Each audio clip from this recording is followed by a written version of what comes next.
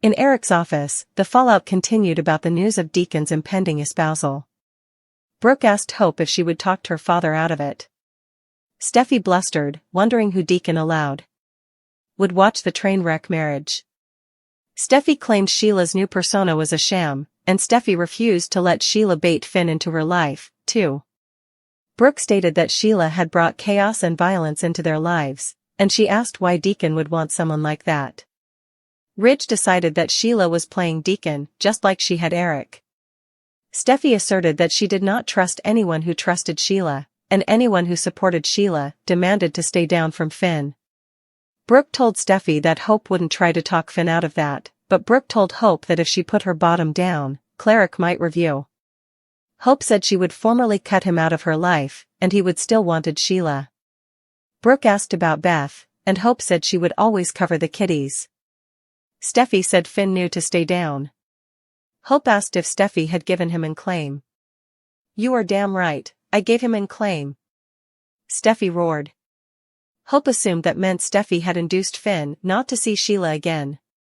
Steffy believed that she had, and she said his fidelity and commitment were to her. Latterly, Steffy had gone, and Brooke and Ridge continued to reason with Hope about letting up on Sheila.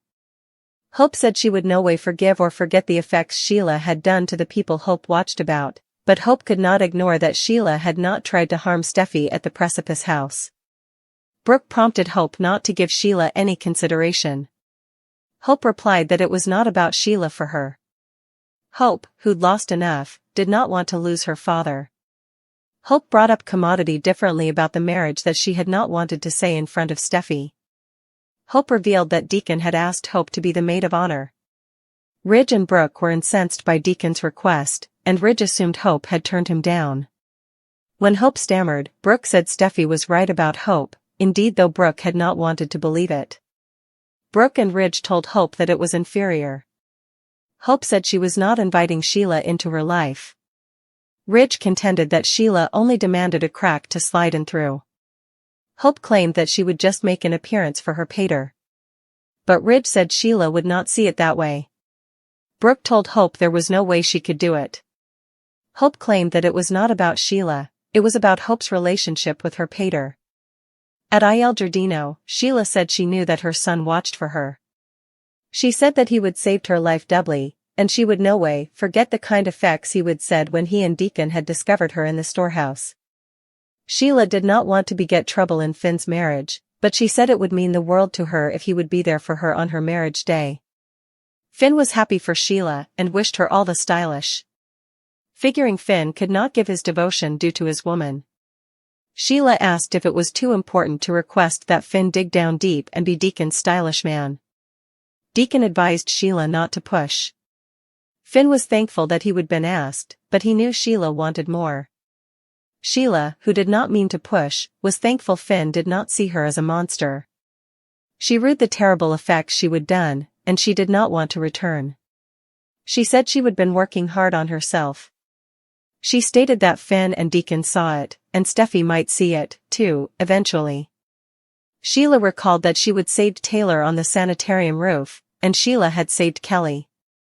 Finn flashed back to his moment of distraction and to Sheila saving Kelly. He was thankful that Sheila had been there. Deacon asserted that Sheila was not a trouble to Finn's family. Sheila said she would do anything to cover his family, and she flashed back to fighting Sugar. Sheila wished she could have spared Steffy from that night. Finn replied that Steffy and the kiddies were fine. Sheila contended to have just this one thing. She allowed. He could move Steffy and added that he was the reason that she and Deacon were back together. She asked him to please do it for her. Finn said he wanted Sheila to be happy, but he could not be at her marriage. Sheila assumed it was because of Steffy, but he said it was because of him and his commitment to his woman. And kiddies. He would always put Steffy first. Finn wished Sheila luck, and he left. Latterly, Sheila uttered that it had been a beautiful idea. Deacon criticized himself for allowing it had been worth the pass.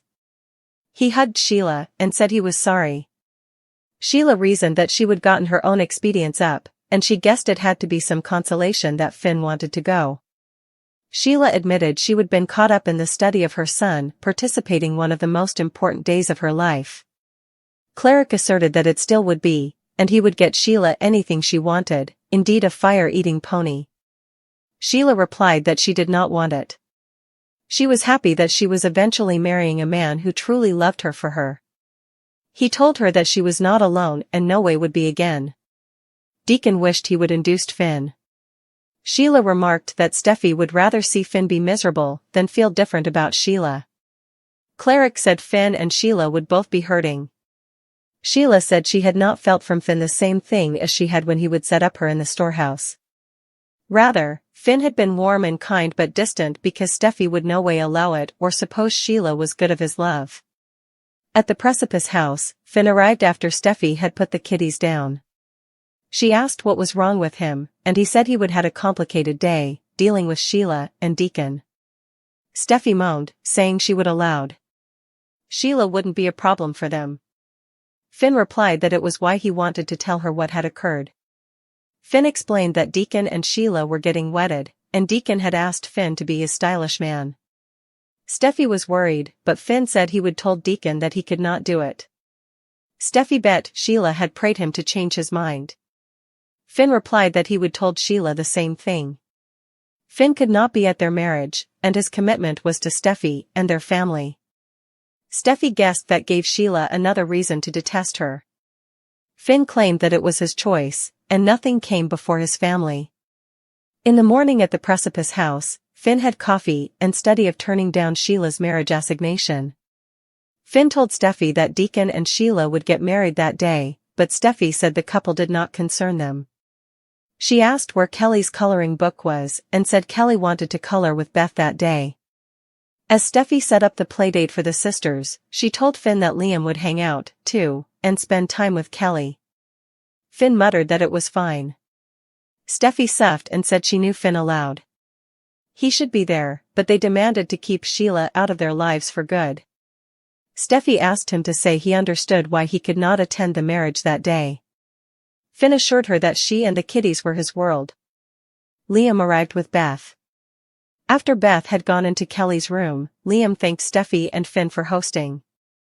Steffy said the kiddies would distract them from Deacon and Sheila's marriage. Surprised to hear it, Liam asked Finn what his passions were about the marriage. Not that it's any of your business, Finn said. He informed Liam that he would decline the assignation to the Sand marriage, but he'd wished the couple luck. Liam muttered that they'd need it. Finn took off to get the pizzas, and Liam apologized for coming on strong. Steffy said they were each on edge, but at least Finn wouldn't run into Sheila at Il Giardino. Latterly, Liam and Steffy loved that their daughters were sisters and stylish musketeers. The content turned to Finn. Liam figured Finn really wanted to be at the marriage. Steffy replied that Finn had made his choice, had chosen his family, and knew he could have nothing to do with Sheila.